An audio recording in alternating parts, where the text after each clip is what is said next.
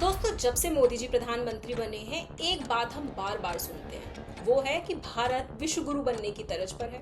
भारत को विश्व गुरु बनाना है। भारत बहुत जल्द विश्व गुरु बनने वाला है।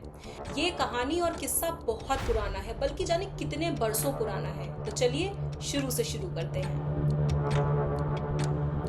एक बार पहले भी भारत के एक प्रधानमंत्री भारत को विश्व गुरु बनाने की आड़ में और रॉ के खिलाफ अपनी नफरत में 300 से ज्यादा रॉ के एजेंट्स को मरवा चुके हैं और उसके लिए उन्हें पाकिस्तान से पाकिस्तान का हाईएस्ट सिविलियन अवार्ड निशाने पाकिस्तान भी मिल चुका है। आज मैं जो आपको कहानी सुनाने जा रही हूँ वो न सिर्फ राजनीति बल्कि रणनीति, भरोसे और फैसले की बहुत बड़ी अहमियत बताती है। तो ये उस दौर की बात है जब दुनिया कोल्ड वॉर के साए में जिया करती थी। हर देश एक दूसरे पर अपनी नजर जमाए रखता था और जानकारी यानी इंफॉर्मेशन सबसे बड़ा हथियार बन चुकी थी। तो ये बात है 1970 के दशक की, जब भारत एक बहुत ही संवेदनशील दौर से गुजर रहा था और भारत के प्रधानमंत्री थे मोरारजी देसाई। तो सबसे पहले भारत की स्थिति को समझते हैं। तो हमें ये तो पता है कि 1974 में भारत अपना पहला परमाणु प्रशिक्षण कर चुका था, जिसको हम बोलते हैं स्माइलिंग बुद्धा।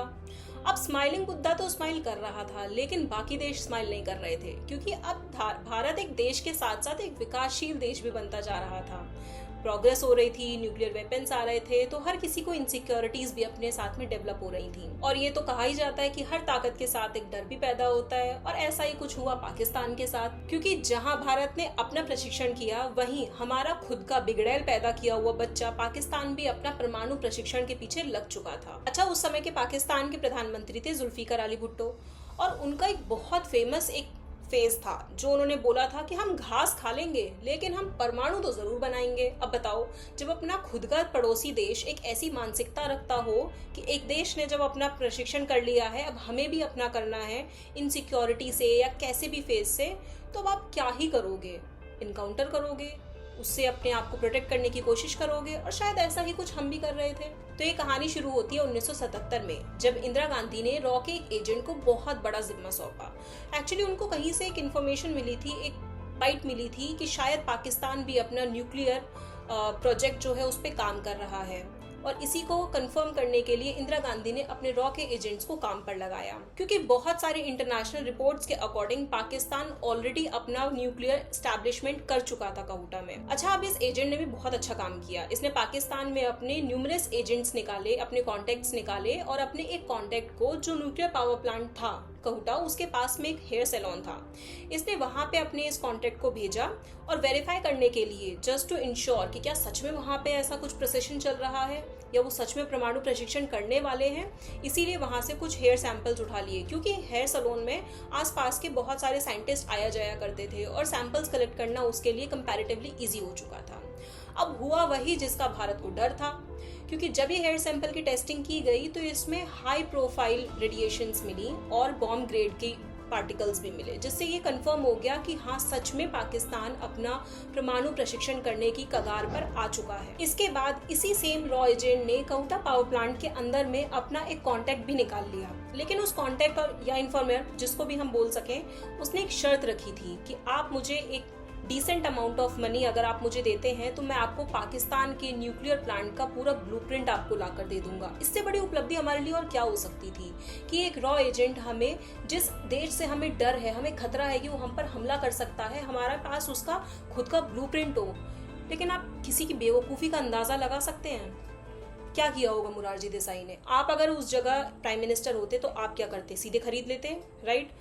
बट ऐसा कुछ नहीं हुआ। मोरारजी देसाई ने रॉ के खिलाफ उनको इतनी नफरत भर चुकी थी कि उन्होंने पैसे देने से इनकार कर दिया। हालांकि उनको बहुत सारे लोगों ने समझाया भी इस बेसिस पर भी कि हमारा देश खतरे में है, हमारा पड़ोसी देश हम पर कभी भी हमला कर सकता है और हमें इन्फॉर्म्ड रहना चाहिए, हमें बचकर रहना चाहिए। फिर भी देसाई नहीं माने और अपने फैसले से टस से मस नहीं हुए। और इतना ही नहीं, मोरारजी देसाई ने 30% तक रॉ का बजट कट कर लिया था। पता है क्यों?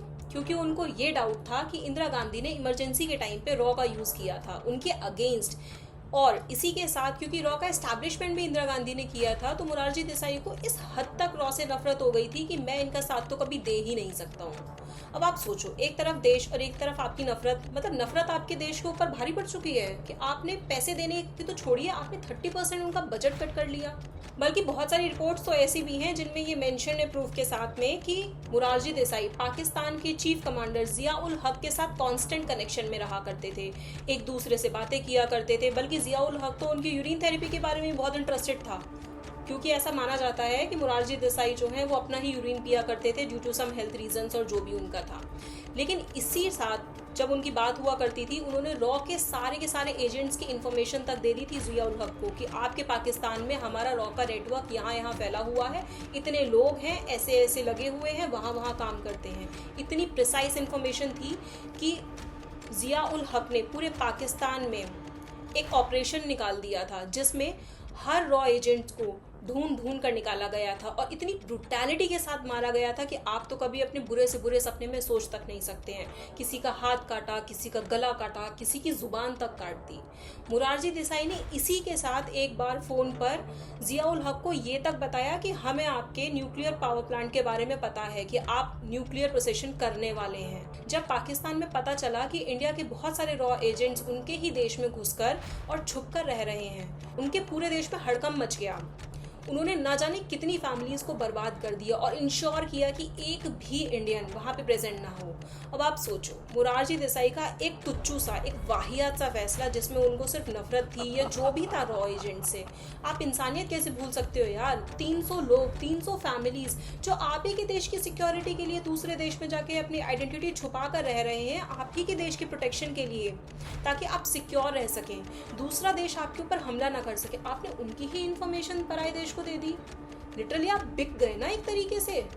मोरारजी देसाई इतना तक भूल गए थे कि वो किस वाहियात आदमी की मदद कर रहे हैं। ये वही जिया उल हक था जिसने 1971 के बांग्लादेश युद्ध में हार के बाद ऑपरेशन टोपाज भी शुरू किया था, जिसके तहत आईएसआई और वहाबी ग्रुप्स ने जम्मू कश्मीर की नींव को हिलाने का काम किया था और अंदर ही अंदर उसको डैमेज करने का भी काम किया था, क्योंकि उसने बहुत सारी डेथ्स वहाँ पे ऑपरेट की थी। बहुत सारे ऑपरेशंस के अंतर्गत जाने कितने मासूम लोगों को मारा गया था। इतना ही नहीं, उस समय इजराइल ने भी एक अपना ऑपरेशन लॉन्च किया था जिसमें वो हवाई हमले के जरिए पाकिस्तान की न्यूक्लियर फैसिलिटी को डैमेज करने वाले थे। और इसमें इंडिया से क्या मदद चाहिए थी? सिर्फ इतनी कि वो मुंबई में आके अपना फ्यूल रिफिल कर सकें। लेकिन मोरारजी देसाई ने इस अपॉर्चुनिटी को ना सिर्फ मिस किया, बल्कि इजराइल के अगेंस्ट अपना एक चैप्टर भी शुरू कर दिया, क्योंकि उन्होंने उनकी मदद करने से ही मना कर दिया था। और ये सिर्फ एकमात्र चीज थी जिसकी इजराइल ने हमसे रिक्वेस्ट करी थी, और सोचिए हम वो तक नहीं फुलफिल कर पाए। इसके बाद पाकिस्तान के परमाणु प्रशिक्षण ने बहुत तगड़ी स्पीड पकड़ी और फाइनली पाकिस्तान ने 1998 में अपना सक्सेसफुल परमाणु प्रशिक्षण कर भी दिया। यानी जिस इंफॉर्मेशन के लिए इंदिरा गांधी ने रॉ के एजेंट्स को पाकिस्तान भेजा, 300 से ज्यादा फैमिलीज और एजेंट्स खत्म हो गई, जिसके लिए इजराइल ने एक हवाई हमला भी प्रिपेयर किया, क्योंकि उनको पता था कि काहुटा फैसिलिटी जब सक्सेसफुल होगी तो बहुत ज़्यादा इम्पैक्टफुल और डैमेजफुल होगी। हमने वो भी अपने हाथ से जाने दिया। हमने इन टोटल अपनी सारी अपॉर्चुनिटीज़ को अपने हाथ से गंवा दिया और फाइनली क्या हुआ? पाकिस्तान एक न्यूक्लियर कंट्री बन गया। अब आप खुद एक बार अपने आप से सोचिएगा कि क्या आप एक ऐसे प्रधानमंत्री को कभी सपोर्ट करना चाहेंगे जिसने आपके खुद के एजेंट्स को मौत के घाट उतरवा दिया हो?